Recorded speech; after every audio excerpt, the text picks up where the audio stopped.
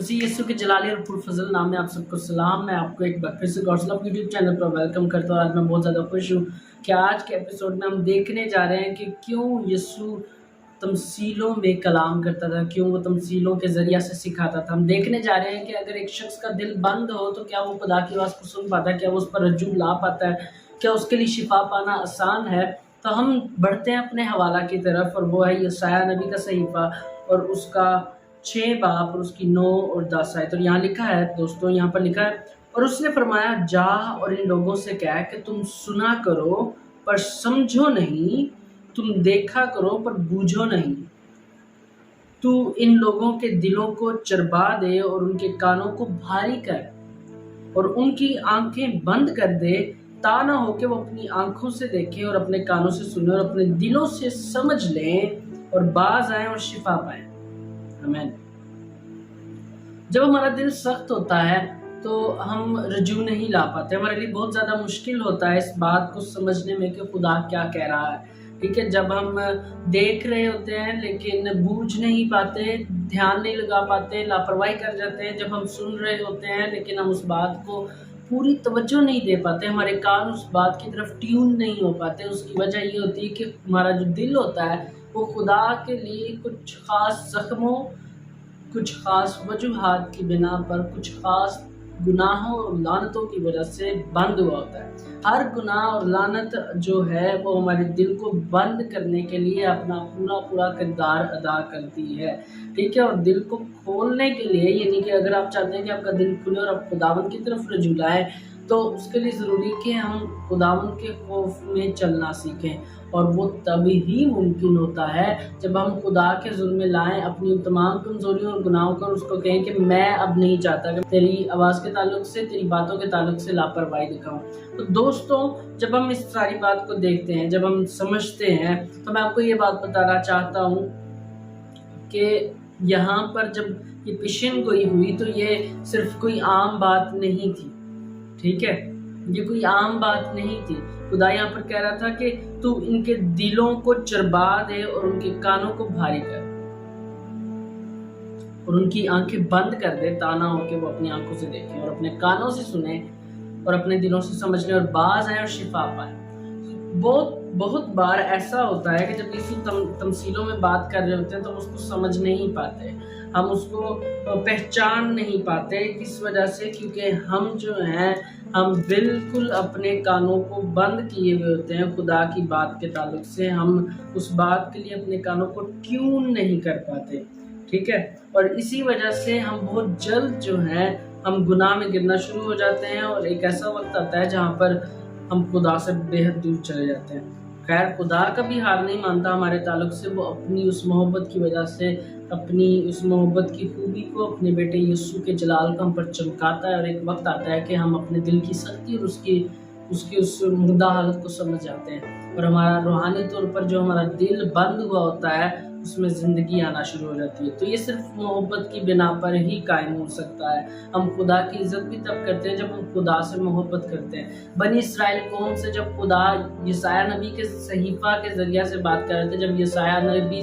کے ذریعے سے خدا بنی اسرائیل قوم سے بات کر رہے تھے، تو وہاں پر بھی یہی مسئلہ تھا۔ بنی اسرائیل قوم یہ تو کہتے تھے کہ وہ خدا سے پیار کرتے ہیں، حقیقتاً وہ خدا سے پیار نہیں کر رہے تھے۔ وہاں پر ان کی توجہ کا مرکز اور بہت سارے معبود تھے اور بہت ساری وجوہات تھی۔ تو دوستو، یہ ساری چیزیں وہاں پر موجود رہی ہیں، اور جس کی وجہ سے بنی اسرائیل کو مسیری میں جاتے رہے، کیونکہ وہ جو تھے وہ خدا کی اس محبت کو نہیں سمجھ پائے جو خدا بیان کر رہا تھا، جو خدا ان کے اوپر ظاہر کرنا چاہتا تھا۔ اب اپنے اگلے حوالہ کی طرف بڑھتے ہیں تاکہ ہم کلیریفائی کر سکیں، ہم سمجھ پائے کہ کیوں یسوع تمثیلوں میں بات کرتے تھے، کیا وجہ ہے۔ ٹھیک ہے، اور پھر کیا وجہ ہے جس کی وجہ سے ہم شفا نہیں پاتے، ہم خدا کے ساتھ رشتے میں بڑھ نہیں پاتے۔ تو چلتے ہیں متی کی انجیل، اس کا 13 باب اور اس کی 13 آیت سے 15 آیت تک ہم پڑھیں گے، اور یہاں لکھا ہے، میں ان سے تمثیلوں میں اس لیے باتیں کرتا ہوں کہ وہ دیکھتے ہوئے نہیں دیکھتے اور سنتے ہوئے نہیں سنتے اور نہیں سمجھتے۔ اور ان کے حق میں یسایہ کی یہ پیشین گوئی پوری ہوتی ہے کہ تم کانوں سے سنو گے پر ہرگز نہ سمجھو گے، اور آنکھوں سے دیکھو گے پر ہرگز معلوم نہ کرو گے۔ تو جو صحیفہ ہم نے پڑھا، جو حوالہ یسایا نبی کے صحیفہ میں سے ہم نے پڑھا، یسایا نبی کا صحیفہ اس کا 6 باب 9 اور 10 آیت، تو وہ بات کر رہے تھے کہ یسوع کے دور میں بھی لوگ ایسے ہوں گے کہ وہ دیکھتے ہوئے بھی اندیکھا کر دیں گے، وہ سنتے ہوئے بھی انسنا کر دیں گے، وہ سمجھتے ہوئے بھی اپنے پورے ذہن کو اس بات کی طرف نہیں لگائیں گے، اور اسی وجہ سے وہ شفا نہیں پا پائیں گے، وہ رہائی کی طرف نہیں بڑھ پائیں گے، وہ رجوع نہیں لائیں گے، ٹھیک ہے۔ اور اس لیے لکھا ہے 14 آیت میں، اور ان کے حق میں یہ سایہ کی پیشن گوئی پوری ہوتی ہے کہ تم کانوں سے سنو گے پر ہرگز نہ سمجھو گے، اور آنکھوں سے دیکھو گے پر ہرگز معلوم نہ کرو گے، کیونکہ اس امت کے دل پر چربی چھا گئی ہے، اور وہ کانوں سے اونچا سنتے ہیں اور انہوں نے اپنی آنکھیں بند کر لی ہیں،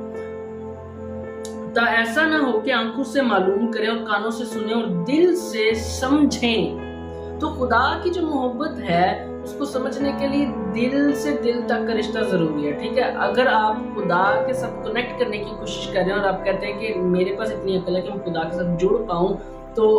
یہ ممکن نہیں ہے۔ خدا الہام کے ذریعے سے ہمارے ساتھ کنیکٹ کرتا ہے، اور الہام جو ہے وہ دل کے بغیر نہیں آتا، دل کا وہاں پر موجود ہونا اور زندہ ہونا اور پورے طور پر سمجھنا چیزوں کو بہت ضروری ہے۔ اور رجوع لائیں اور میں ان کو شفا بخشوں گا، ٹھیک ہے۔ یہ ایک شرط ہے، ہمیں کانوں سے سننا ہے اور دل سے سمجھنا ہے تاکہ ہم رجوع لائیں اور شفا حاصل کریں، ٹھیک ہے۔ اب جب آپ چربی کی بات کرتے ہیں تو ہم ذرا میڈیکل کی طرف چلتے ہیں۔ جب کسی بھی شخص کے دل میں چربی بڑھ جاتی ہے، جب وہ کہتے ہیں کہ اس کے بلڈ میں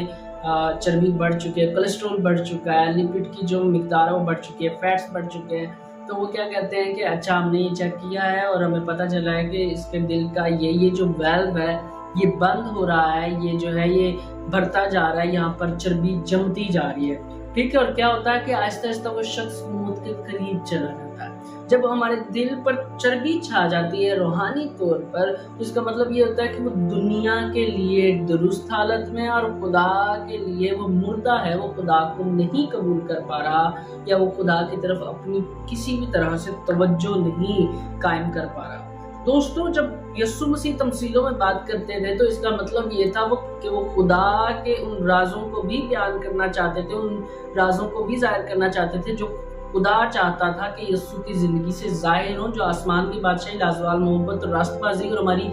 ہمیشہ رہنے والی پہچان کے تعلق سے تھے۔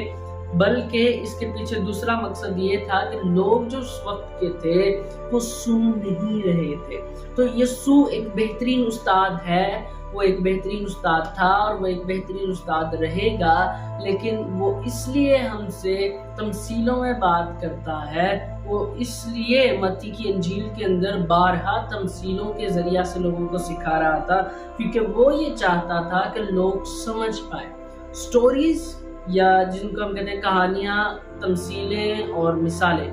یہ آسانی پیدا کرتی ہیں بات سمجھنے میں، اور اگر ہمارے کان جو ہیں وہ روحانی طور پر خدا کی طرف ٹیون نہیں ہوئے تو وہاں پر خوف کی جو خداوند کا خوف ہے، جو مثبت خداوند کا خوف ہے، جو اس کی عزت کے تعلق سے، جو اس کی ریورنس کے تعلق سے،